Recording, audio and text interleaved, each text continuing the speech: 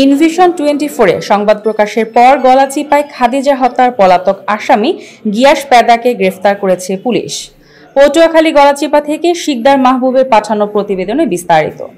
পটুয়াখালীর গলাচিপা উপজেলার চরবিশ্বাস ইউনিয়নের গত 21শে আগস্ট ৩ নং ওয়ার্ডের মোহাম্মদ মানিক পেদার নিজ বাড়ি থেকে তার স্ত্রী খাদিজা বেগমের মরদেহ উদ্ধার করে গলাচিপা থানা পুলিশ। উক্ত ঘটনায় গলাচিপা থানার মৃত খাদিজার স্বামী মানিক পেদা বাদী হয়ে একটি অজ্ঞাতনামা মামলা দায়ের করেন।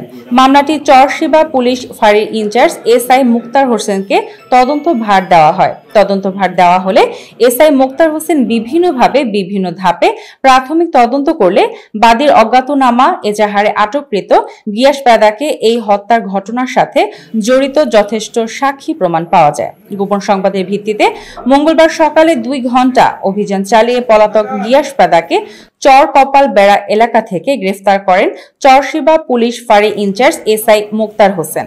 পরে আটককৃত আসামি গিয়াস পেদাকে আদালতে হাজির করলে সিনিয়র জুডিশিয়াল ম্যাজিস্ট্রেট আদালতের বিচারক তাকে জেল হাজতে প্রেরণের নির্দেশ দেন। খাদিজা হত্যার ঘটনা ইনভিশন 24-এ দক্ষতার সাথে সংবাদ প্রকাশ করলে প্রশাসনের নজরে আসে খবরটি। গুরুত্ব সহকারে তদন্তকারী কর্মকর্তা প্রকাশ্যে ও গোপনে তদন্ত করে দোষীকে আইনের আওতায় আনতে পেরেছে। তাই গলাচিপাবাসী ইনভিশন 24-এর ক্রাইম অনুসন্ধান সদস্যদেরকে ধন্যবাদ জানিয়েছে। ভবিষ্যতে যেন এই ধরনের ক্রাইম অনুসন্ধানমূলক সংবাদ আরও প্রকাশিত হয়।